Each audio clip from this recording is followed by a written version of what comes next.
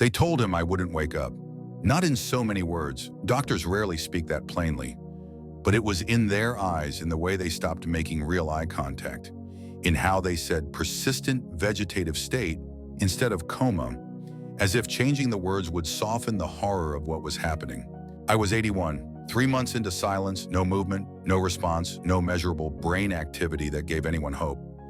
I was a shell, they said. A breath held too long, a candle still burning, but with no one left inside the room. But he didn't believe that. My husband, God bless that stubborn man, he came to my bedside every single day with a stack of letters in his coat pocket and that same look on his face he had the day we met in 1959, equal parts wonder and defiance. He didn't ask permission, didn't check the monitors. He just sat down, cleared his throat like it mattered, and began to read. "Dear Ruth," he'd say, like I was listening, like I could hear the words stitched between his sighs. But the thing is, I could. Not at first, not clearly, not like a voice in a room, but like the soft rumble of thunder far off in the distance, or the whisper of a song you once knew in childhood and almost forgot. At first it came in flashes, a warmth in my chest when he laughed, a pulse of light when he said my name. Then slowly it became more. I couldn't move, I couldn't speak, but something in me climbed toward that voice like roots toward water. And somehow, in a place no doctor could scan, in a space no machine could measure, I began to come back.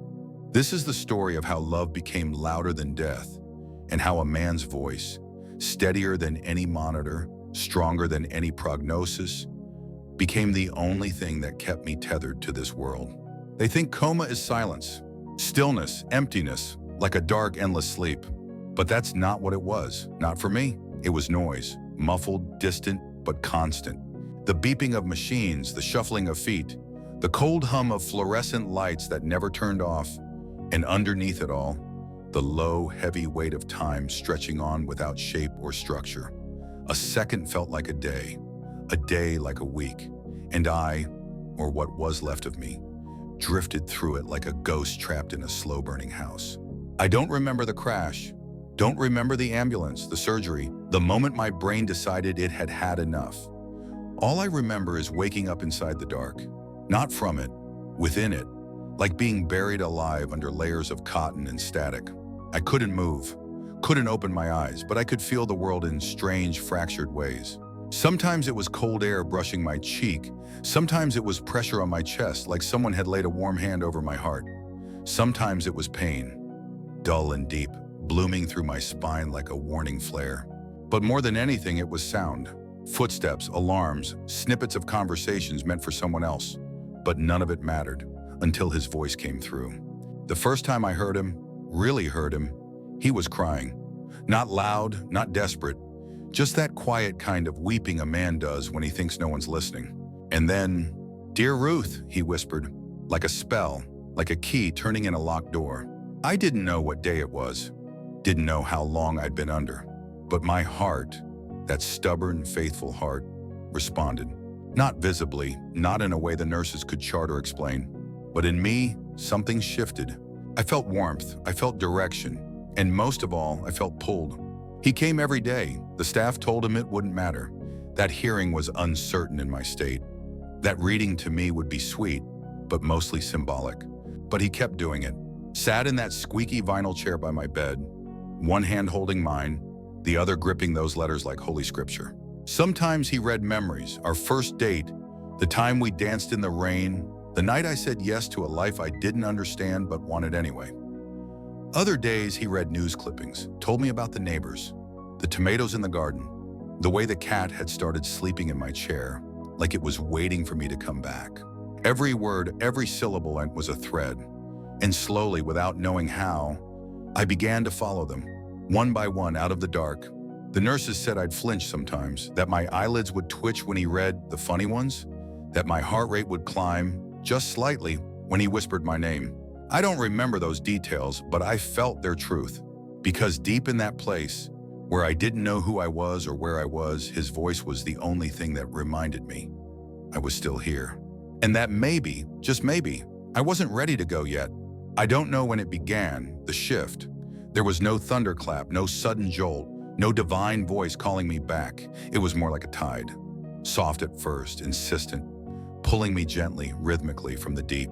I started dreaming, not the strange, surreal dreams of the unconscious. These were memories, clear, detailed, too sharp to be imagined. I was 16 again, standing in the bakery where we first met. He was fumbling with change, nervous, his tie slightly crooked. And I was already smiling before he even looked up. Then my shift.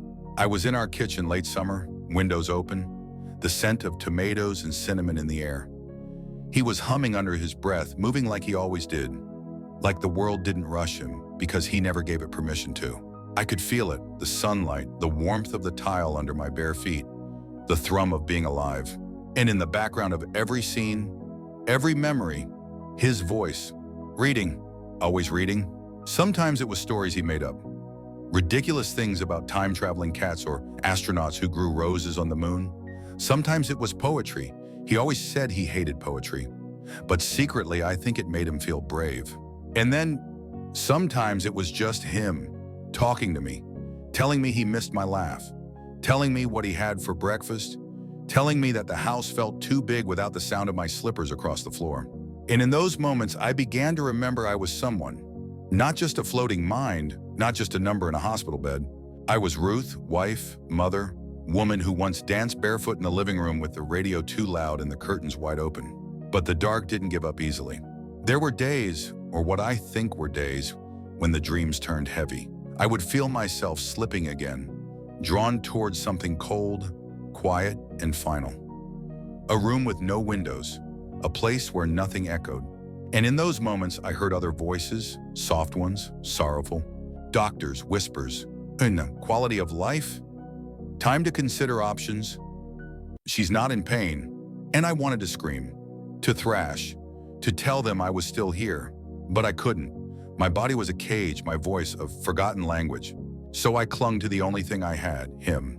I began listening harder, following every rise and fall in his tone, every pause, every tremble, every breath between words. He began ending every letter the same way. Come back when you're ready. I'll be right here.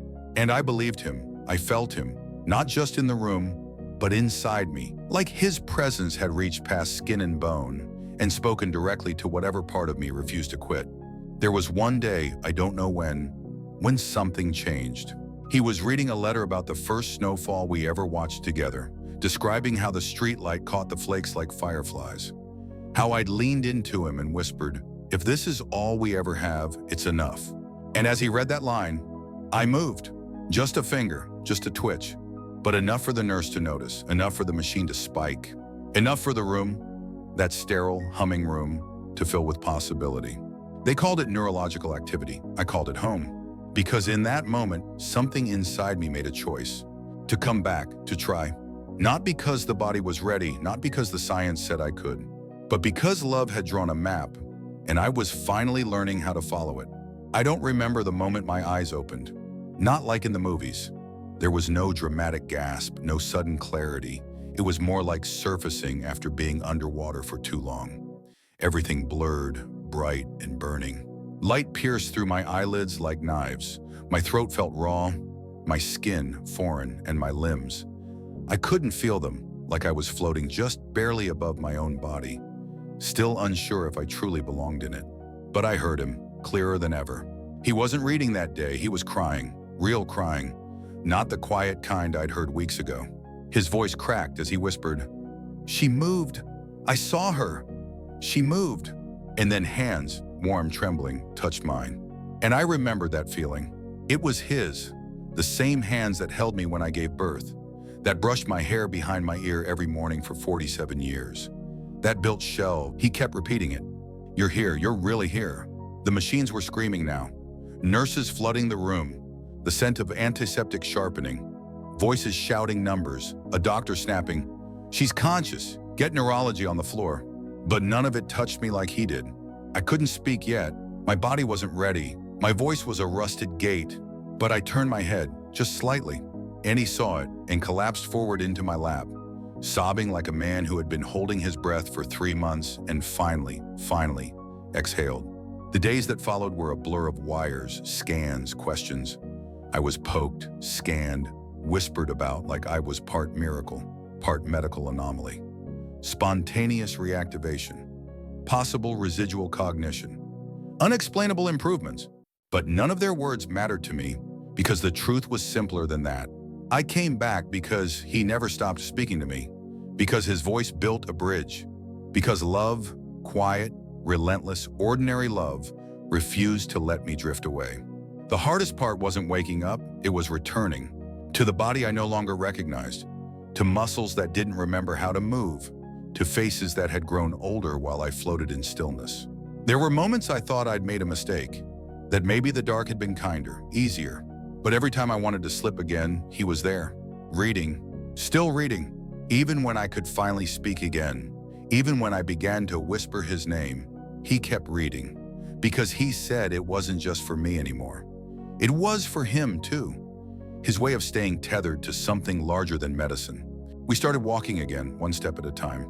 Me in a wheelchair at first, then a walker, then two trembling legs that remembered how to move because they were needed. The nurses smiled when they saw us. Some of them cried. One called us the miracle room. But I don't think it was a miracle, not in the divine sense. It was devotion, daily, faithful, unyielding. Love that shows up over and over, even when no one's watching. Even when you think it doesn't matter, it does. Because I'm here, because he stayed, because love, when spoken out loud, can do more than comfort. It can resurrect. They told me I was lucky. That's the word everyone used. Lucky to be alive. Lucky to have recovered speech. Lucky to remember my name. Lucky to recognize my husband. Lucky that I could walk, that I could smile, that I could hold a teacup without spilling it down the front of my blouse. But I didn't feel lucky. I felt fragile, like a photograph left out in the rain.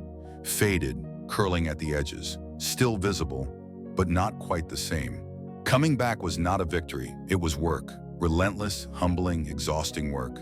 I had to relearn everything, not just physically, but spiritually. How to feel, how to trust my body, how to be seen again after being invisible for so long. There were moments, quiet, haunting moments, where I looked in the mirror and saw someone I didn't recognize. Someone slower, thinner, eyes ringed with time. And the woman in the reflection would whisper things I didn't want to hear. You should have stayed. You had your exit. You gave it up. And I would whisper back, but he was waiting. And that one truth what became my anchor. Because what I learned in the dark is that presence is everything. It's not the machines, it's not the charts, it's not even the miracles. It's the person who stays, who shows up, who holds your hand even when it doesn't hold back. He was there, every single day, reading letters to a body that didn't respond, pouring words into silence like they were seeds he refused to stop planting.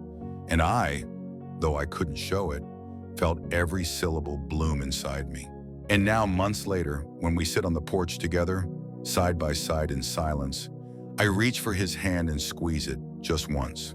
That's our new ritual. I don't say thank you, he doesn't need it, because everything I am now, every step I take, every breath I manage, is the thank you. We don't talk about the coma much, not directly, but sometimes he'll quote from one of his letters, out of nowhere, and I'll feel a chill. Because I remember those words, I heard them, I lived inside them. Some days I write back now, not always with a pen, but with my hands, my movements, my laughter, with my presence. Because I owe him that, not just for saving my life, but for refusing to let it end in silence. And now, every morning I wake up, whether my bones ache or the rain comes early or my fingers forget how to hold a spoon, I remind myself that I am here, not by accident, not by luck, but because love, real love, waited and called me home. Sometimes I still hear the letters, not his voice reading them, not exactly, but the echo of them. In the quiet of our bedroom, in the rustle of the trees outside the window, in the way my breath catches just a little before I fall asleep. They're not memories, they're part of me now. Words that stitch my soul back together when my body had forgotten how to hold it. And sometimes I wonder, what would have happened if he hadn't come? If he'd stopped writing?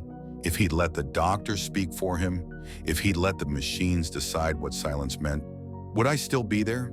Somewhere behind the glass? Would I have simply drifted? It terrifies me to think, and that's why I'm telling you this now. Because maybe someone you love is fading. Maybe you feel like your voice is useless, like your presence doesn't matter, like your love can't reach them. But it can. It does.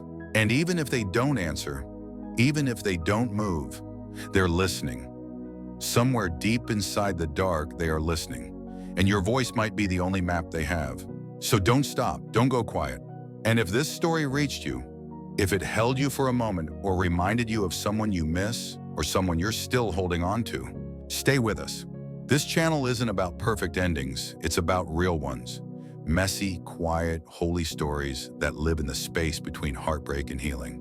And we tell them every day, because some stories need to be heard to keep being true. So if you're still here, subscribe, like the video, leave a comment, not for the algorithm, but so someone else, someone right now, sitting alone with a silence they can't name, knows they're not alone. And if you missed our last story about the man who fought stage 4 cancer because of a woman he met in the hospital hallway, go listen to that one next. Because sometimes the ones who bring us back are strangers, and sometimes they're the ones who've loved us all along.